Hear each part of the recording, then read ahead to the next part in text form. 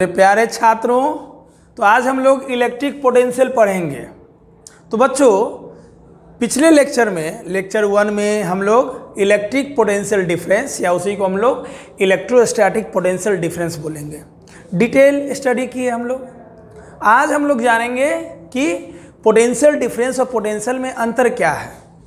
तो जानेंगे, थोड़ा सा डिफरेंस है और उसके बाद हम लोग पढ़ेंगे electric potential due two point charge, यानी किसी पॉइंट पर, किसी गिवन पॉइंट पर पॉइंट चार्ज के द्वारा इलेक्ट्रिक पोटेंशियल क्या होगा। डिफरेंट मेथड से देखेंगे, है ना, 4 से 5 मेथड देखेंगे, है ना। इसलिए आप लोग लेक्चर पूरा देखिए। क्लियर? तो देखिए इलेक्ट्रिक पोटेंशियल क्या है।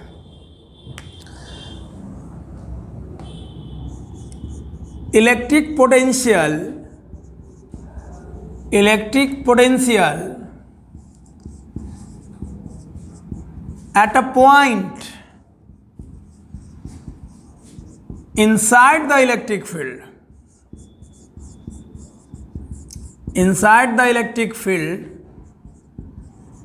is defined as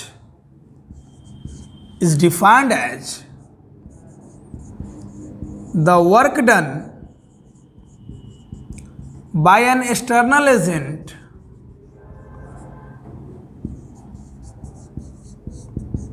to carry unit positive charge from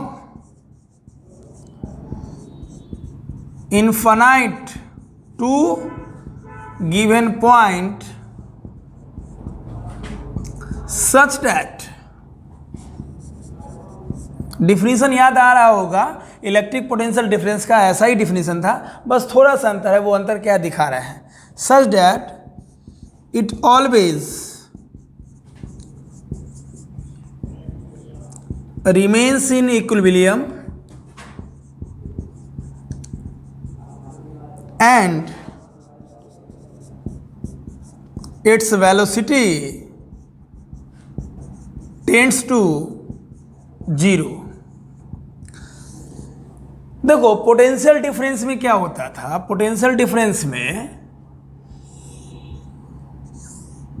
हम चार्ज को इलेक्ट्रिक फील्ड में एक पॉइंट से दूसरे पॉइंट पे लाते थे, बी पॉइंट से ए पॉइंट पे लाते थे। तो इलेक्ट्रिक पोटेंशियल डिफरेंस या इलेक्ट्रोस्टैटिक पोटेंशियल डिफरेंस फील्ड के अंदर डिफाइन होता है, दो पॉइंट के बीच में। जब यूनिट पॉजिटिव चार्ज को, डेट मीन्स टेस्ट चार्ज को, या उसको 1 कूलम भी बोल सकते हो, जब हम बी पॉइंट से ए पॉइंट पे लाते थे और लाने में जो एक्सटर्नल एजेंट के द्वारा वर्क होता था, यानी एक्सटर्नल एजेंट जो फोर्स लगाता था बी से ए पर यूनिट पॉजिटिव चार्ज को, डेट मीन्स टेस्ट चार्ज को लाने में जो वर्क डन करना पड़ता था, वही हमारा पोटेंशियल डिफरेंस था।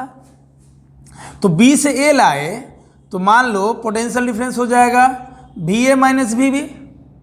अब पोटेंशियल डिफरेंस का डिफिनेशन क्या था? Work done by external agent B to ए।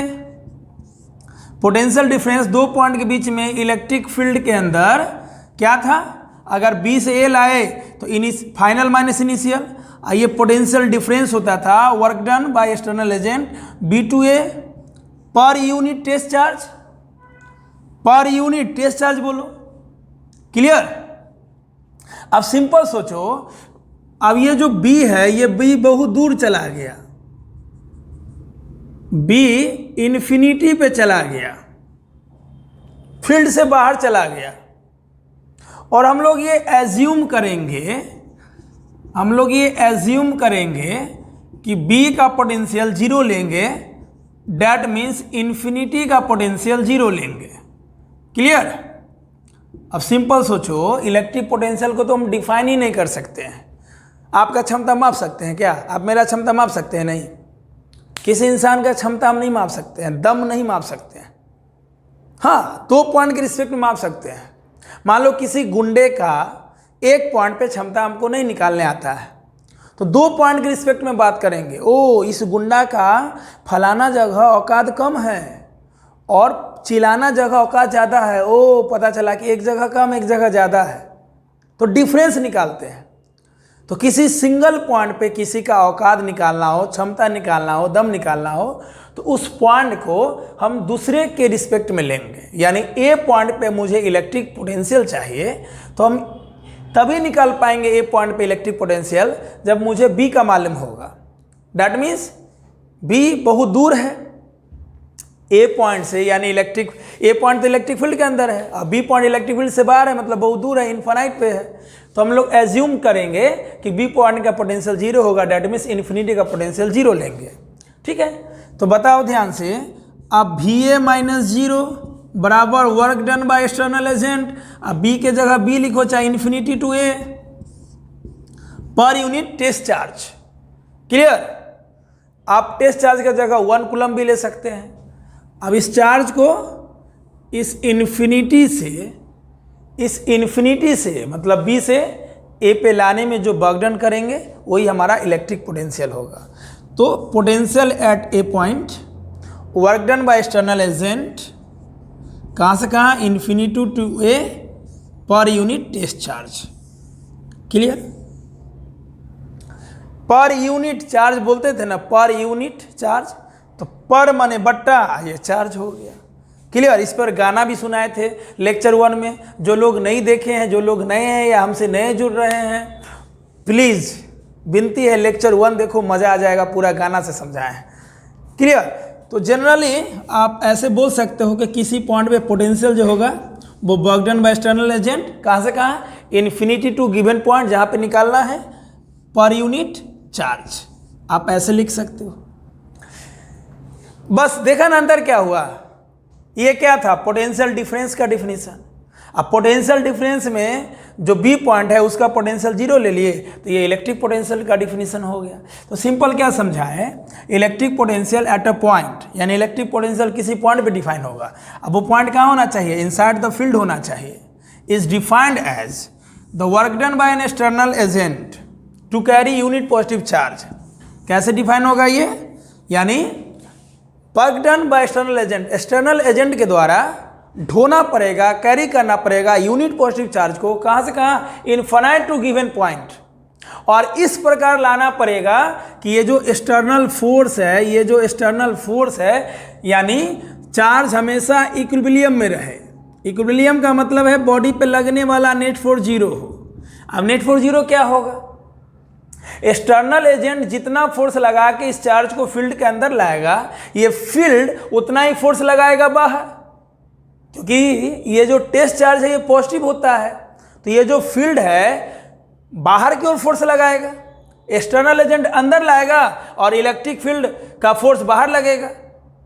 मतलब किसी भी पॉइंट पे जितना फोर्स इलेक्ट्रिक फील्ड के द्वारा बाहर होगा उतना ही फोर्स एक्सटर्नल एजेंट के द्वारा अंदर होगा।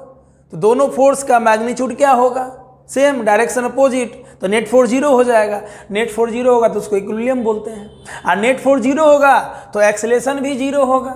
नेट फोर्स जीरो होगा तो एक्सेलेरेशन भी जीरो होगा। एक्सेलेरेशन जीरो होगा तो वेलोसिटी और स्पीड कांस्टेंट होगा।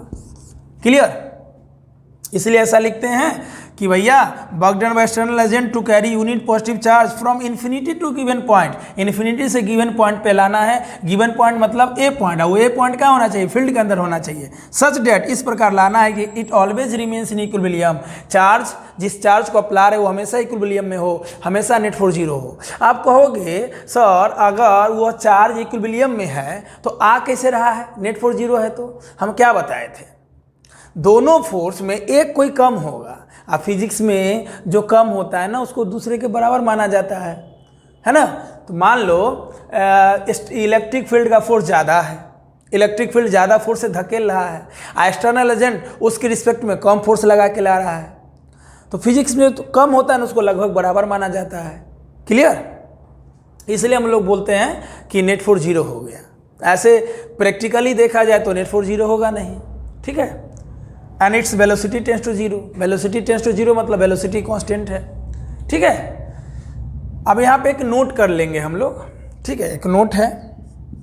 अब बताओ अगर इलेक्ट्रिक फील्ड को हम, मतलब इलेक्ट्रिक फील्ड में चार्ज को हम एक पॉइंट से दूसरा पॉइंट लाते थे तो potential difference V A minus V B, अगर बी से ए लाते थे तो B B minus, sorry B से ए लाते थे तो B A minus B B, A से बी ले जाएंगे तो B B minus B A, यानी फाइनल माइनस इनिशियल। तो फाइनल माइनस इनिशियल क्या होता था, ई डॉट आर, भूल गए, फाइनल माइनस इनिशियल क्या हो जाएगा, माइनस ई डॉट आर। और बताओ अगर फील्ड के अंदर काम हो तो इलेक्ट्रिक फील्ड तो कांस्टेंट होगा हर जगह। अगर इलेक्ट्रिक फील्ड यूनिफॉर्म है तो इलेक्ट्रिक फील्ड के अंदर हम कहीं भी चार्ज को एक पॉइंट से दूसरे पॉइंट ले जाएंगे तो इलेक्ट्रिक फील्ड तो यूनिफॉर्म होगा। तो यूनिफॉर्म इलेक्ट्रिक फील्ड के लिए फार्मूला हम लोग लगाते थे कि भैया फाइनल माइनस इनिशियल निकालना है पोटेंशियल डिफरेंस, तो माइनस ई डॉट आर। और क्या बताए थे, इनिशियल माइनस फाइनल करोगे तो प्लस ई डॉट आर। लेकिन आप तो इलेक्ट्रिक फील्ड से बाहर है ना, बी पॉइंट इन्फिनिटी, और वहां से हम चार्ज को लाएंगे ए पॉइंट पे, तो इलेक्ट्रिक फील्ड तो हर जगह वेरिएबल हो गया ना। अब बताओ यहाँ पे इलेक्ट्रिक फील्ड अलग होगा, यहाँ पे अलग होगा, यहाँ पे अलग होगा, यहाँ पे अलग होगा, यानी ये इलेक्ट्रिक फील्ड जो भी चार्ज के द्वारा है, मान लो इलेक्ट्रिक फील्ड इस कैपिटल क्यू चार्ज के द्वारा है ना, क्यू चार्ज के द्वारा इस रीजन में इलेक्ट्रिक फील्ड फैला हुआ है। ये क्यू चार्ज से हम जैसे जैसे दूरी की ओर जाएंगे, जैसे जैसे इन्फिनिटी की ओर जाएंगे, इलेक्ट्रिक फील्ड तो घटता जाएगा, मतलब इलेक्ट्रिक फील्ड वेरिएबल है। और जब इलेक्ट्रिक फील्ड वेरिएबल होता है तो पोटेंशियल डिफरेंस क्या होता है, integration E dot D R, E dot D R, भूल गए, फाइनल माइनस इनिशियल, ये फार्मूला तब जब इलेक्ट्रिक फील्ड कांस्टेंट हो। ये तब लगाते हैं integration E dot D R जब इलेक्ट्रिक फील्ड वेरिएबल हो। तो जब बाहर चार्ज होगा, बाहर के किसी भी पॉइंट से चार्ज को अंदर ले जाएंगे या अंदर से चार्ज को बाहर ले जाएंगे, किसी भी इलेक्ट्रिक फील्ड से हम दूसरे पॉइंट पे जाएंगे या किसी भी चार्ज से पॉइंट हम अपना चेंज करेंगे, दूरी बढ़ाते जाएंगे या दूरी से फील्ड में आएंगे, तो इलेक्ट्रिक फील्ड तो डिस्टेंस डिपेंडेंट है। इलेक्ट्रिक फील्ड डिस्टेंस का, पोजीशन का फंक्शन है। तो जैसे जैसे हम चार्ज को यहाँ लाएंगे, डिस्टेंस घटेगा, इलेक्ट्रिक फील्ड बढ़ेगा। क्लियर? तो इलेक्ट्रिक फील्ड जब वेरिएबल हो, इलेक्ट्रिक फील्ड बढ़े या घटे, तो हम लोग ये फार्मूला पे काम करते हैं। लेक्चर नंबर 2 में हम आपको डिटेल से बताए हैं, है ना। तो एक स्क्रीनशॉट ले लो या जल्दी से नोट कर लो। हम लोग अब पढ़ेंगे electric potential at a point due two point charge. किसी गिवन पॉइंट पे इलेक्ट्रिक पोटेंशियल क्या होगा, पॉइंट चार्ज के द्वारा। किसी पॉइंट पे जब चार्ज हो, स्टैंडर्ड चार्ज के द्वारा नहीं, कॉन्टिन्यूस चार्ज के द्वारा नहीं अभी पढ़ रहे हैं, पॉइंट चार्ज के द्वारा पढ़ रहे हैं। मालूम ही होगा पॉइंट चार्ज क्या है, बहुत डिटेल से पढ़ा के आ रहे हैं हम लोग।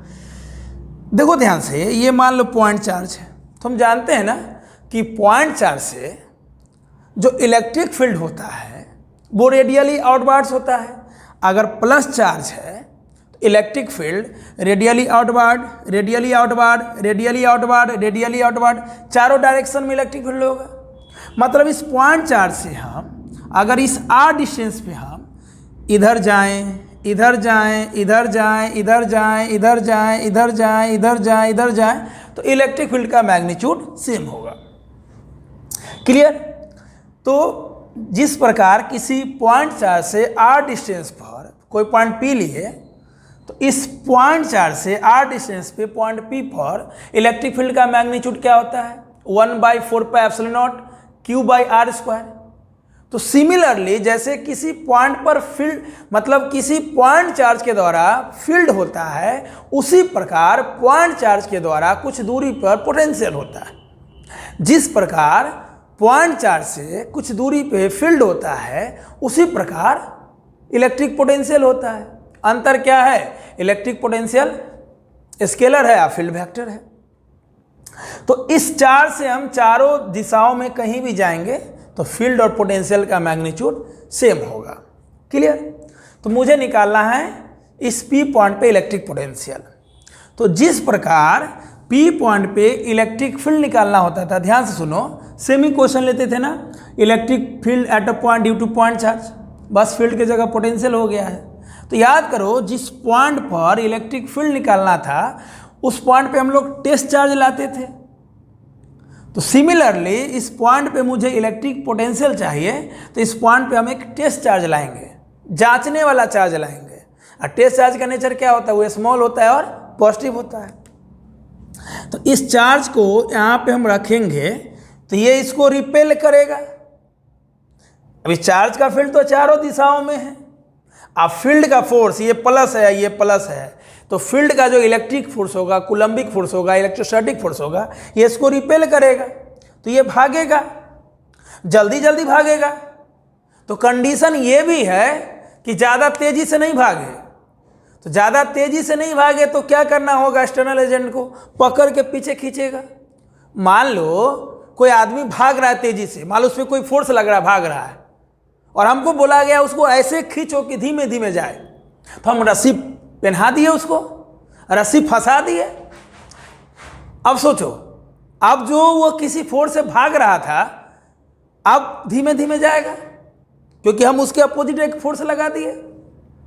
तो एक्सटर्नल एजेंट का तो यही काम है, ये जो यहाँ से तेजी तेजी भागेगा इन्फिनिटी की ओर, है ना, उसको धीमा धीमा कर देगा कौन, एक्सटर्नल एजेंट का फोर्स। तो मान लो किसी स्टैंड पे ये जो टेस्ट चार्ज है, ये टेस्ट चार्ज इस चार्ज से x दूरी पे है। मान लो ये जो टेस्ट चार्ज है भागा, तो मतलब इस चार्ज से x दूरी पे इस चार्ज को हम माने कि किसी इंस्टेंट पे वो है।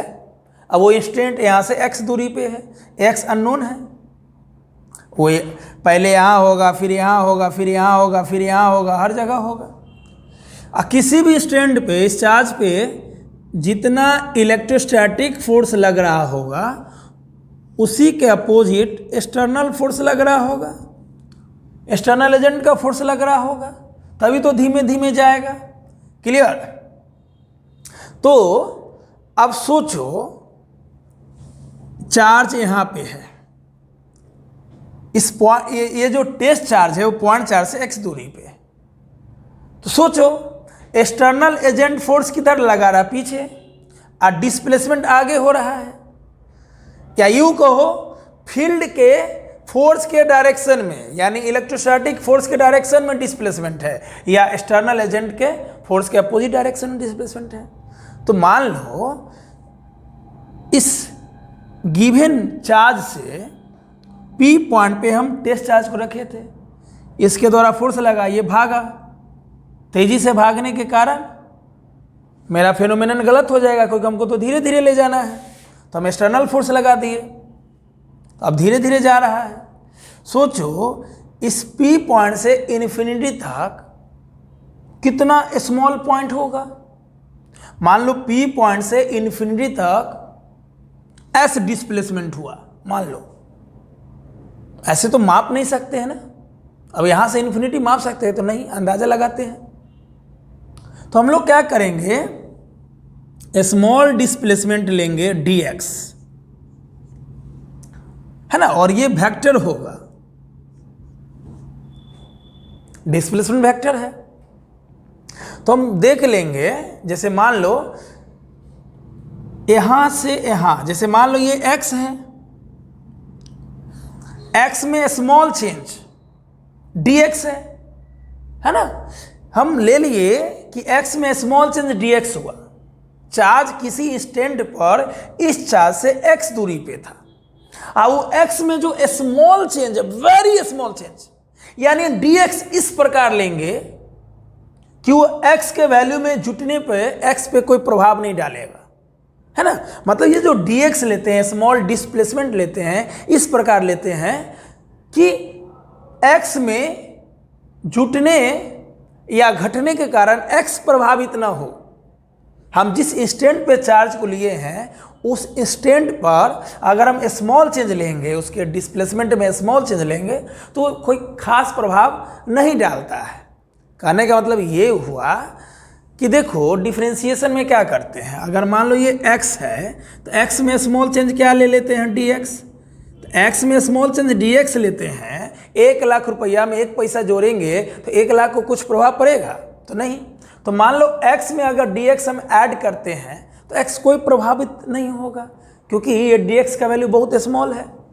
तो हम लोग क्या करते हैं, अब सिंपल सोचो ना, P पॉइंट से इन्फिनिटी तक जाने में फोर्स का भी वैल्यू बदल रहा है। फोर्स, दो चार्ज के बीच में जो फोर्स होता है, जैसे ये चार्ज और ये चार्ज के बीच में जो फोर्स होगा वो फोर्स तो डिस्टेंस पे डिपेंड करेगा। जैसे जैसे इस चार्ज से इस चार्ज की दूरी बढ़ती जाएगी फोर्स घटती जाएगी, यानी फोर्स वेरिएबल है। फोर्स वेरिएबल है, इसका मतलब है कि फोर्स डिस्टेंस पे डिपेंड कर रहा है। यहाँ पे फोर्स अलग होगा, यहाँ पे फोर्स अलग होगा, यहाँ पे फोर्स अलग होगा। टेस्ट चार्ज को यहाँ रखेंगे फोर्स अलग होगा, यहाँ रखेंगे फोर्स अलग होगा, यहाँ रखेंगे फोर्स अलग होगा, बीच में कहीं भी रखेंगे फोर्स अलग होगा। तो हम लोग कहाँ कहाँ का निकालेंगे? हम लोग किसी स्मॉल डिस्प्लेसमेंट के लिए निकाल लेंगे कि बाबू इस स्मॉल डिस्प्लेसमेंट के लिए कितना वर्क डन हुआ। अगर इस स्मॉल डिस्प्लेसमेंट के लिए हम वर्क डन निकाल लेंगे तो टोटल वर्क डन निकाल लेंगे P से इन्फिनिटी। क्लियर? और बाबू विशेष जानकारी के लिए अभी 11th वालों को बेसिक मैथमेटिक्स पढ़ा रहे हैं, इंटीग्रेशन क्यों करते हैं, डिफरेंशिएशन क्यों करते हैं, ये dx क्यों लेते हैं, प्लीज़ पढ़िए ताकि आप मजबूत हो जाइएगा, हीरो बन जाइएगा। अगर आप मेरे से पहले भी पढ़े हुए हैं या नहीं पढ़े हुए हैं, ज़रूर बेसिक मैथमेटिक्स वाला देखिए, वो सब के लिए है, 11th के लिए भी है, 12th के लिए भी है, टारगेट वाले बच्चों के लिए है, जो बच्चे इंजीनियर कॉलेज में चले गए उनके लिए भी है बेसिक मैथमेटिक्स। क्लियर? तो ध्यान से देखिए, हम ये स्मॉल डिस्प्लेसमेंट ले लिए। अब बताओ हम लोग क्या पढ़े हैं? Potential difference final minus initial बराबर, जब इलेक्ट्रिक फील्ड या फोर्स वेरिएबल हो, इलेक्ट्रिक फील्ड भी वेरिएबल है। जैसे जैसे इस चार्ज से हम दूर बढ़ते जाएंगे फील्ड घटता जाएगा, वेरिएबल है। तो पोटेंशियल डिफरेंस क्या होता है? Final minus initial minus integration E dot dr, और dr के जगह यहाँ पे dx ले लेंगे, है ना। फार्मूला में हम लोग dr लेते थे, यहाँ पे dx ले लेंगे। क्यों? इसलिए dx ले लेंगे क्योंकि स्मॉल डिस्प्लेसमेंट हम dx लिए हैं। क्लियर? आप बताओ ध्यान से, फाइनल माइनस इनिशियल बराबर माइनस डॉट मने कॉस थीटा। अब ध्यान से देखो, यहाँ पे कॉस थीटा क्या होगा?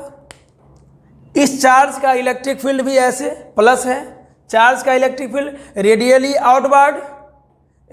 आउटवर्ड और डिस्प्लेसमेंट भी रेडियली आउटवर्ड, यानी डिस्प्लेसमेंट और इलेक्ट्रिक फील्ड सेम डायरेक्शन में हो। डॉट का मतलब कॉस थीटा, तो ये थीटा क्या होता है? इलेक्ट्रिक फील्ड और डिस्प्लेसमेंट के बीच का एंगल।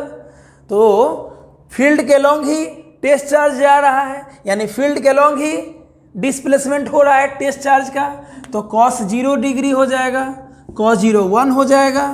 फाइनल माइनस इनिशियल यानी potential difference final minus initial, final मतलब इन्फिनिटी का, इनिशियल मतलब P पॉइंट का। क्लियर? तो माइनस क्या हो जाएगा? E dx cos 0 1 हो जाएगा। अब क्या करेंगे? लिमिट पुट करेंगे। लिमिट क्या हो जाएगा? P से इन्फिनिटी, P से इन्फिनिटी। चार्ज पहले P पे था, टेस्ट चार्ज को P पे रखे थे, इन्फिनिटी की ओर हम लोग ले जा रहे हैं ताकि पोटेंशियल निकल जाए। अब ध्यान से देखो, इन्फिनिटी का पोटेंशियल क्या लेते हैं? 0। अगर इन्फिनिटी का 0 नहीं लेंगे तो इस P पॉइंट का पोटेंशियल कैसे निकलेगा? बताए थे। तो 0 माइनस भी इनिशियल। क्लियर?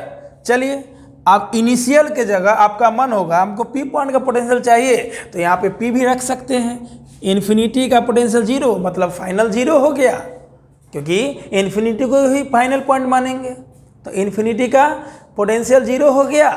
ओके, चलिए, और इनिशियल पॉइंट यहाँ पे P है। आप A भी ले सकते हो, अगर आप A लोगे यहाँ पे तो यहाँ पे A दे दोगे। क्लियर? चलो, इधर हो जाएगा माइनस P के जगह R लिख लो। ओके, हम तो A ना लिखे थे, P पॉइंट को A मान लिए, तो A से इन्फिनिटी, और A पॉइंट इस चार्ज से कितना दूरी पे? R दूरी पे है, तो A के जगह R रख लो, तो R से इन्फिनिटी। क्लियर? चलो, इलेक्ट्रिक फील्ड क्या होता है? इलेक्ट्रिक फील्ड क्या हो जाएगा? इस चार्ज से यहाँ तक का इलेक्ट्रिक फील्ड क्या हो जाएगा? 1/4 पाई एप्सिलॉन नॉट Q/x²। कहोगे सर इलेक्ट्रिक फील्ड तो यही कह लोगे। नहीं, इलेक्ट्रिक फील्ड तो जैसे जैसे हम आगे बढ़ रहे हैं इलेक्ट्रिक फील्ड वैरी कर रहा है। तो हम क्या लिए थे, किसी इंस्टेंट पे लिए थे इस चार्ज को, यहाँ पे हम मान रहे हैं। तो ये चार्ज यहाँ पे है, इस चार्ज को हम यहाँ से x दूरी पे माने थे, तो इलेक्ट्रिक फील्ड भी यहीं का लेंगे। तो बताओ इस चार्ज से x दूरी पे इलेक्ट्रिक फील्ड क्या होता है, 1/4 pi epsilon not q by x square. तो इलेक्ट्रिक फील्ड का वैल्यू हो जाएगा 1/4 pi epsilon not q by x square dx minus VA, constant बाहर निकाल लो तो q/4 पाई एप्सिलॉन नॉट बाहर निकल जाएगा, माइनस भी है, अंदर बच जाएगा 1/x स्क्वायर dx। क्लियर। अब ये माइनस माइनस प्लस हो जाएगा। तो ध्यान से देखो, पोटेंशियल एट पॉइंट A, जिस पॉइंट पे मुझे चाहिए था पोटेंशियल, नाम कोई भी हो, A पॉइंट हो P पॉइंट, उससे क्या फ़र्क पड़ता है। अब ध्यान से देखो, q/4 pi epsilon not 1/x square, यानी x स्क्वायर को ऊपर ले जाओगे तो पावर x के पावर -2 हो जाएगा। इसका डिफ्रेंशिएशन क्या हो जाएगा, और लिमिट क्या था, r से इन्फिनिटी। 1/x स्क्वायर का इंटीग्रेशन होता है -1/x, और लिमिट कहाँ से कहाँ, r से इन्फिनिटी। चलो हम इसका इंटीग्रेशन कर देते हैं। देखो, अगर इंटीग्रेशन 1/x स्क्वायर dx रहे तो इसको लिख सकते हैं x के पावर -2 dx। ठीक है। तो अगर पावर -2 रहे तो इंटीग्रेशन क्या होता है, -2 + 1 -2 + 1। जितना पावर रहे पावर में +1 ऐड करो, नीचे भी वही चीज़ लिखो। अब बताओ इसको सॉल्व करोगे तो क्या होगा, -1/x होगा कि नहीं होगा। क्लियर। चलो -1/x होगा। अब क्या करो, ये माइनस को बाहर ले आओ तो -q/4 पाई एप्सिलॉन नॉट, एक बार x की जगह इन्फिनिटी आएगा और एक बार x की जगह r आएगा। तो potential eight point A -q/4 pi epsilon not, 1/∞ 0 -1/r। अब सोचो, ये -1/r को बाहर लाएंगे तो माइनस माइनस प्लस हो जाएगा। तो पोटेंशियल एट पॉइंट A क्या हो जाएगा, 1/4 पाई एप्सिलॉन नॉट q/r। यानी जिस पॉइंट पे पोटेंशियल मुझे चाहिए था उसका आंसर आ गया 1/4 pi epsilon not q/r। Clear. तो बाबू ये हो गया मेथड फर्स्ट।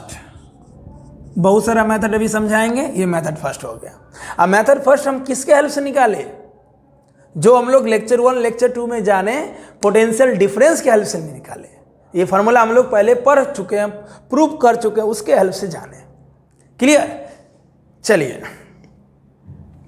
अब हम लोग जानेंगे इलेक्ट्रिक पोटेंशियल के बारे में कुछ पॉइंट, कुछ सम फैक्ट्स, है ना। तो some facts about electric potential भी टॉपिक दे सकते हैं। पहला हो जाएगा, it is a scalar quantity, मतलब electric potential is a scalar quantity. इसका सिर्फ मैग्नीट्यूड होगा, है ना। इट कैन बी एडेड और subtracted by general algebraic method. Simple तरीके से जोड़ सकते हैं, 2 + 3 5, 5 3 8, है ना। यहाँ वेक्टर से कोई लेना देना नहीं, एंगल से कोई लेना देना नहीं। क्लियर। दूसरा, it's SI unit is joule per coulomb, which is called volt। Clear. Simple सोचो ना, पोटेंशियल किसी भी पॉइंट पे, work done by external agent, infinity to given point, per unit test charge, work को जूल में, charge को coulomb में, joule per coulomb, इसी को हम लोग वोल्ट बोलते हैं। क्लियर। यानी हम बोल सकते हैं 1 वोल्ट बराबर 1 जूल पर कूलम।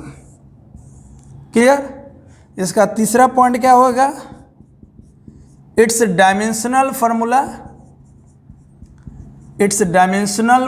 इज, है ना, ml² T-3 I-1। प्रूफ देखना चाहोगे तो पोटेंशियल किसी गिवन पॉइंट पे होता है, work done by external agent, infinity to given point by test charge. Work का होता है ml² T-2, चार्ज का IT। यहाँ से क्या हो जाएगा, सोचो, m का m, l² का l², T-2, नीचे T1 है, कुछ नहीं तो पावर 1 है, तो ऊपर जाकर -1 हो जाएगा, -2 -1 -3, I का पावर नीचे 1 है, ऊपर जाके -1 हो जाएगा। क्लियर। चलिए अब नोट देखो, तो मान लो ये कोई पॉइंट चार्ज है, अगर प्लस है तो प्लस पॉइंट चार्ज से r डिस्टेंस पे पोटेंशियल होगा 1/4 पाई एप्सिलॉन नॉट q/r, अगर वही निगेटिव चार्ज होगा तो पोटेंशियल हो जाएगा 1/4πε0 माइनस Q/r। यानी अगर चार्ज पॉजिटिव है तो पोटेंशियल पॉजिटिव होगा, पॉजिटिव चार्ज के लिए इलेक्ट्रिक पोटेंशियल पॉजिटिव होगा और निगेटिव चार्ज के लिए इलेक्ट्रिक पोटेंशियल निगेटिव होगा। डायरेक्शन से कोई लेना देना नहीं है। क्लियर? पॉजिटिव चार्ज के लिए इलेक्ट्रिक पोटेंशियल पॉजिटिव होगा और निगेटिव के लिए निगेटिव होगा। क्लियर? चलिए, ये हो गया नोट। अगला है कि बताओ, ध्यान से देख सकते हो कि पोटेंशियल का फॉर्मूला है 1/4πε0 Q/r। क्लियर? आप इससे देख सकते हो, ध्यान से देख सकते हो कि V और R में क्या रिलेशन है, इन्वर्सली का रिलेशन है। अगर ये डिस्टेंस बढ़ेगा, किसी पॉइंट चार्ज से R दूरी पे हम गए तो पोटेंशियल ये हो गया। ठीक है, तो डिस्टेंस के बढ़ने से पोटेंशियल घटेगा। किसी भी पॉइंट चार्ज से जितना दूर जाते जाओगे पोटेंशियल घटेगा, कम आओगे मतलब डिस्टेंस कम आओगे तो पोटेंशियल बढ़ेगा। तो बताओ, इस केस में जो ग्राफ बनता है वो होता है ना, हाइपरबोलिक। तो ध्यान से देखो, अगर ये पोटेंशियल का लाइन है और ये डिस्टेंस का लाइन है तो सिंपल सोचो। अब ध्यान से देखो, पोटेंशियल घटेगा जब डिस्टेंस बढ़ेगा। पोटेंशियल यहाँ पे देखो इन्फिनिटी से आ रहा है, इन्फिनिटी वाला लाइन को हम पैरेलल से दिखाते हैं। ये लाइन जो है y के पैरेलल है, मतलब v इन्फिनिटी है। अब देखो v इन्फिनिटी है, इसका मतलब हो गया कि पोटेंशियल बहुत ज़्यादा है। पोटेंशियल बहुत ज़्यादा है मतलब डिस्टेंस कम है। अब पोटेंशियल घट रहा है जैसे डिस्टेंस बढ़ रहा है।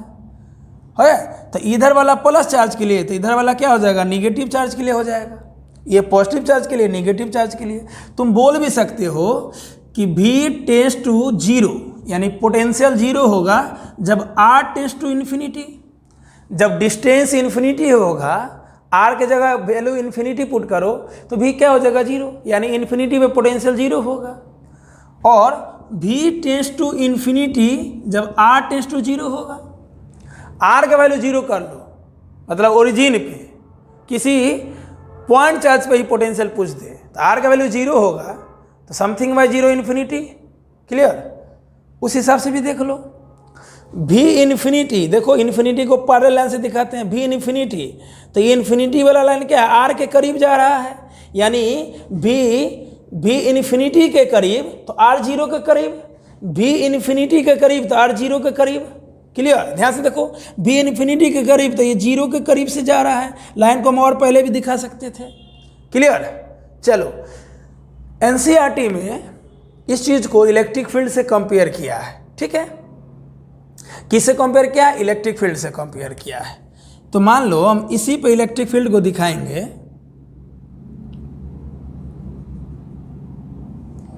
तो देखो ध्यान से, इलेक्ट्रिक फील्ड को शो कर रहा है। मान लो ये y एक्सिस था, तो हम v और e दोनों को दिखा रहे हैं। ये डॉट डॉट वाला इलेक्ट्रिक फील्ड को शो कर रहा है और जो गाढ़ा वाला लाइन है वो पोटेंशियल को शो कर रहा है। अब सोचो, इलेक्ट्रिक फील्ड का फॉर्मूला होता है 1/4πε0 Q/r²। अब सोचो ये नीचे क्यों आया, तो डिस्टेंस के बढ़ने से पोटेंशियल घटेगा, लेकिन डिस्टेंस के बढ़ने से पोटेंशियल घटेगा, डिस्टेंस के बढ़ने से इलेक्ट्रिक फील्ड और घटेगा, क्योंकि यहाँ स्क्वायर है। तो सोच लेना कि अगर डिनोमिनेटर में, नीचे में किसी भी चीज़ का पावर दिया हुआ है तो वो चीज़ और जल्दी x के करीब आएगा, x के पैरेलल होगा, x के करीब आएगा। क्लियर? देखो ना, यहाँ r² है। मान लो पॉइंट चार्ज से r डिस्टेंस में पोटेंशियल इतना, इलेक्ट्रिक फील्ड इतना। सोचो, डिस्टेंस के बढ़ने से ये घटेगा, इलेक्ट्रिक फील्ड और घटेगा क्योंकि यहाँ स्क्वायर है। इसलिए होगा तो रेक्टेंगुलर हाइपरबोला ही, दोनों का ग्राफ है ना, हाइपरबोलिक ही होगा। क्लियर? लेकिन जो इलेक्ट्रिक फील्ड का डॉट डॉट वाला लाइन है वो और तेजी से x के करीब होगा क्योंकि यहाँ पे स्क्वायर लगा हुआ है। क्लियर? तो नोट कर लो अच्छे से।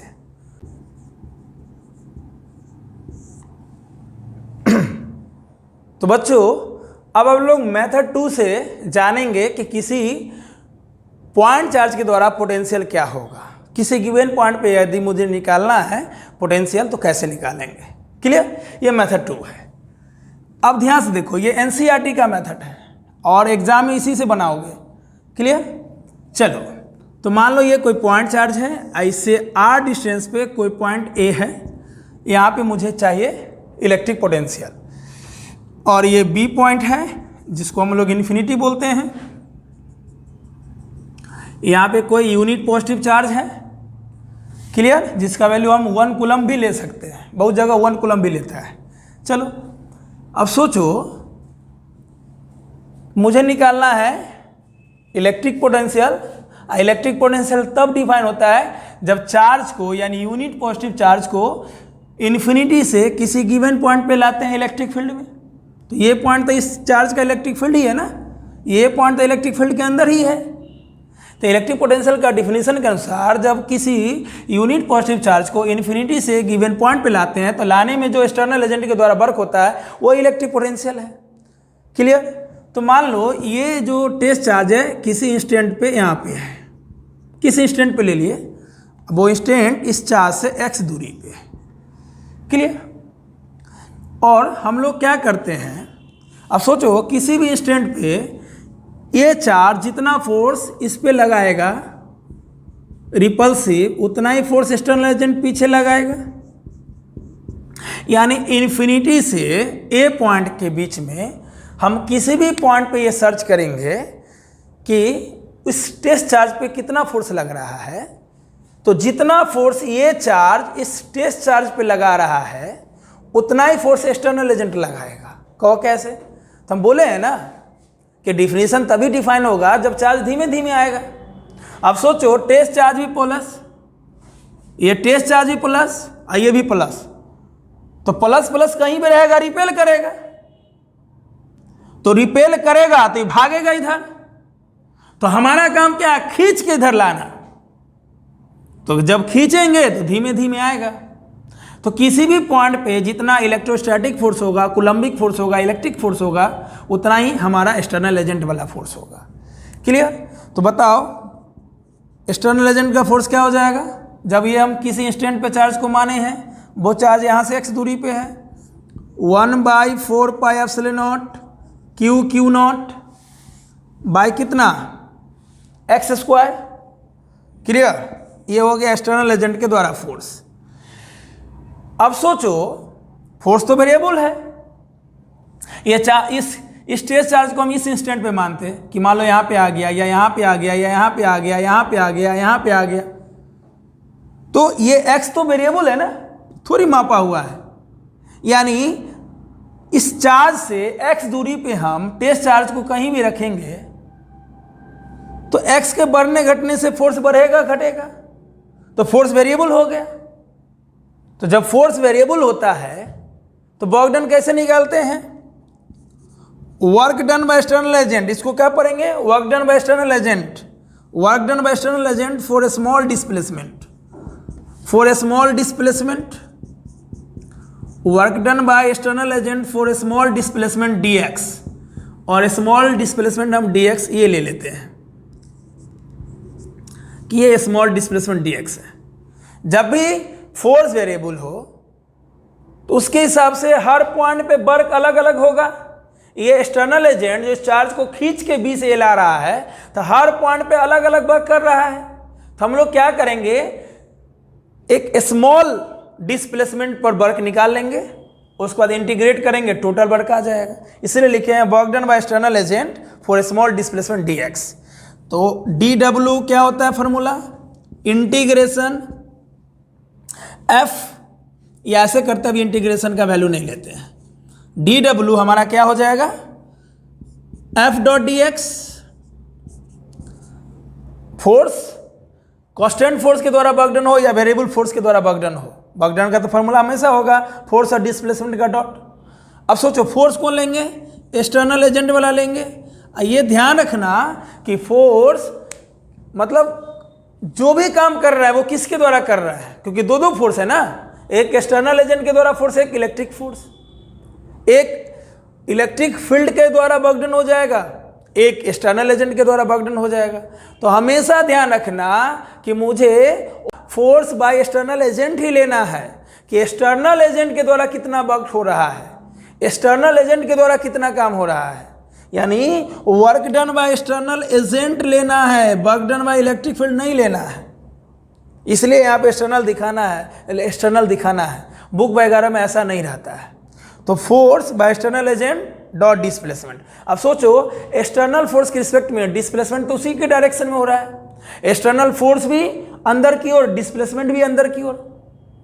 तो जब ये दोनों सेम डायरेक्शन में हो तो डॉट मतलब cos थीटा, और जब एक्सटर्नल फोर्स के अलोंग डिस्प्लेसमेंट हो तो cos 0 हो जाएगा। तो सिंपल सोचो, हम small work done by external agent बराबर एफ एक्सटर्नल डी एक्स लिख सकते हैं। अरे सिंपल सोचो, वर्क पावर एनर्जी पढ़े हो ना, जब फोर्स के अलोंग डिस्प्लेसमेंट हो, जब फोर्स के अलोंग डिस्प्लेसमेंट हो तो वर्क पॉजिटिव होता है। क्यों? क्योंकि अगर फोर्स और डिस्प्लेसमेंट सेम डायरेक्शन में हो तो cos 0 हो जाता है, cos 0 पॉजिटिव होता है। क्लियर? cos 0 1 होता है। चलो ये तो हो गया। अब सिंपल सोचो, ये तो पॉजिटिव दिखा रहा है, लेकिन ये जो dx है, ये dx क्या पॉजिटिव है? ये एनसीईआरटी के अनुसार बोल रहा है। बताओ, ये जो स्मॉल चेंज है, ये स्मॉल डिस्प्लेसमेंट है, क्या यह पॉजिटिव है? नहीं। सोचो, ये कोई लाइन है x लेंथ का, अगर इसमें एक स्मॉल हम चेंज लेते हैं, स्मॉल चेंज लेते हैं dx का, तो ये स्मॉल चेंज x को बढ़ा रहा है, ये x प्लस dx है। अगर x लेंथ का कोई वायर है, उसमें एक स्मॉल चेंज लिए dx, तो ये स्मॉल चेंज तो इंक्रीज, x को इंक्रीज कर रहा है ना, क्योंकि x में जुट रहा है। अगर हम स्मॉल चेंज इसके अंदर ले लें dx, तो घट रहा है ना। अगर x में स्मॉल चेंज हम लें, अगर x में स्मॉल चेंज बढ़ाएगा तो dx प्लस होगा, और x में स्मॉल चेंज dx घटाएगा तो dx निगेटिव होगा। बात आया समझ में? यानी ये dx है। सोचो, अगर dx x के बाद रहता तो x प्लस dx होता। अब ये क्यू नॉट चार्ज जो किसी इंस्टेंट पे लिए हैं, वो इस चार्ज से कितना दूरी पे है? x दूरी पे है। तो सोचो, इस चार्ज से x दूरी पे है, तो x में ये dx क्या है? स्मॉल चेंज है। तो ये स्मॉल चेंज क्या है? dx जो है वो x के अंदर आ गया, यानी x को घटाएगा, है ना। जैसे मान लो ये l लेंथ का वायर है, l लेंथ का मार्कर है, हम एक स्मॉल चेंज लिए तो क्या हो जाएगा? l प्लस dl हो जाएगा, और इसके अंदर लेंगे तो घट जाएगा ना। यानी ये dx जो है वो निगेटिव है, लेकिन वर्क डन पॉजिटिव हो रहा है। तो सोचो, ये dx को पॉजिटिव बनाने के लिए क्या करेंगे? यहाँ निगेटिव लगा देंगे, यहाँ निगेटिव लगा देंगे। क्लियर? बहुत लोग क्या करते हैं, थीटा 180 कर देते हैं, थीटा 0 कर देते हैं, ये गलत हो जाएगा, है ना। एकदम ऐसे बनाना है।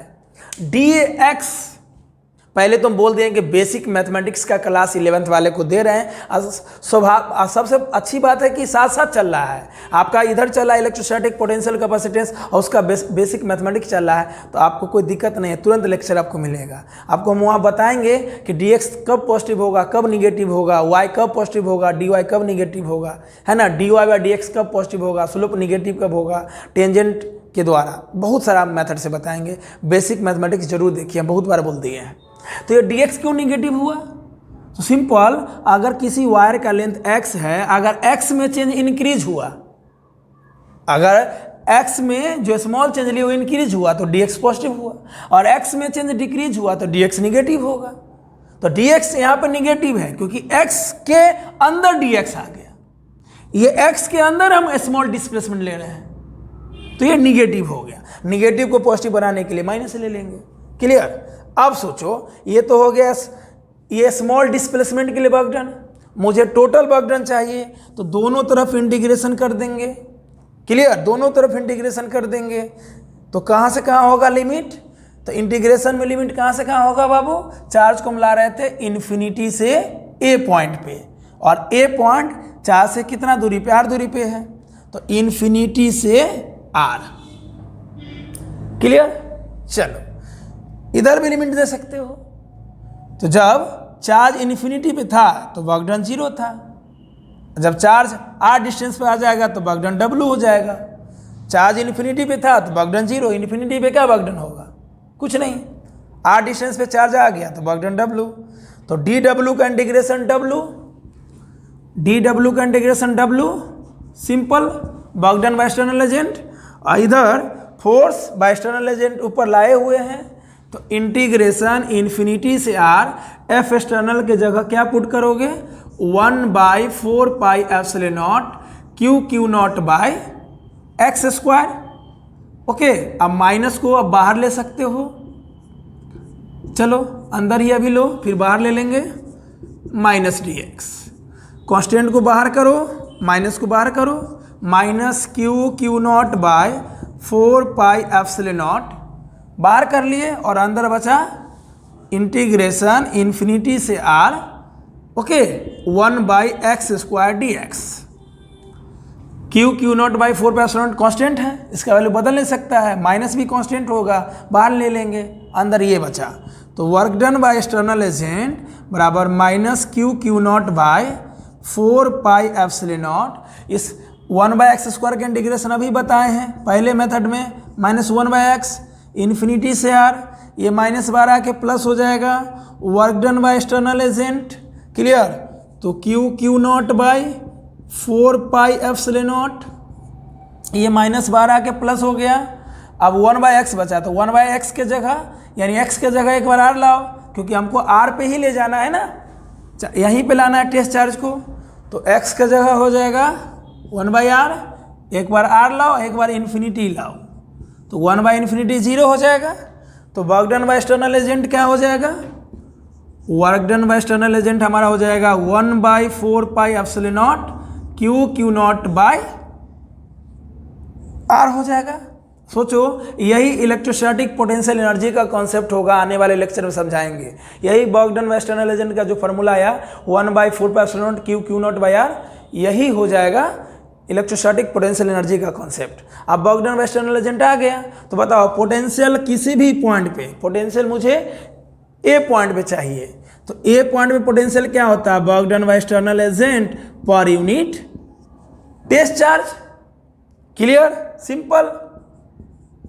तो 1/4 pi epsilon naught q not by r by q naught से क्यू नॉट कट जाएगा, तो पोटेंशियल ए पॉइंट पे हो जाएगा 1/4 pi epsilon naught q by r। या ऐसे भी कर सकते हो, work done by external agent निकाल लिए, तो पोटेंशियल डिफरेंस क्या हो जाएगा, है ना, VA माइनस VB, यहाँ पे लिख देते VA माइनस VB, और B का पोटेंशियल तो 0 हो जाएगा क्योंकि वो इन्फिनिटी है, निकल जाता है, क्लियर। ऐसे लिख लो, या VA माइनस VB बराबर ऐसे लिख लो, अब B का पोटेंशियल तो ऐसे भी 0 हो जाएगा क्योंकि वो इन्फिनिटी है। तो ये सेकेंड मेथड हो गया, क्लियर। मुझे उम्मीद है कि एकदम बेहतर तरीके से समझ में आएगा, कैसे कैसे हम लोग किए, अच्छे से देख लो, क्लियर, अच्छे से देख लीजिए। तो अगले लेक्चर में हम लोग यहाँ से आगे पढ़ेंगे, उसमें हम 3 मेथड समझाएंगे बाबू, 3 मेथड, है ना। अभी 2 मेथड हुआ है, अभी 3 मेथड और समझाएंगे, method number 3, method number 4, method number 5, clear. और इस पर कुछ एप्लीकेशन भी करेंगे कि अगर पोटेंशियल किसी पॉइंट पे 1/4 pi epsilon naught q by r हो, तो हम लोग कैसे कोई भी क्वेश्चन बनाएंगे, क्लियर। फिर सिस्टम ऑफ चार्जेस के द्वारा कैसे इलेक्ट्रिक पोटेंशियल निकालेंगे, क्लियर। तो मिलते हैं अगले लेक्चर में, मेथड 3, मेथड 4, मेथड 5 और 1-2 मेथड और सिखाएंगे, है ना। तब तक पूरा लेक्चर देख के रहिए, ठीक है। Thank you.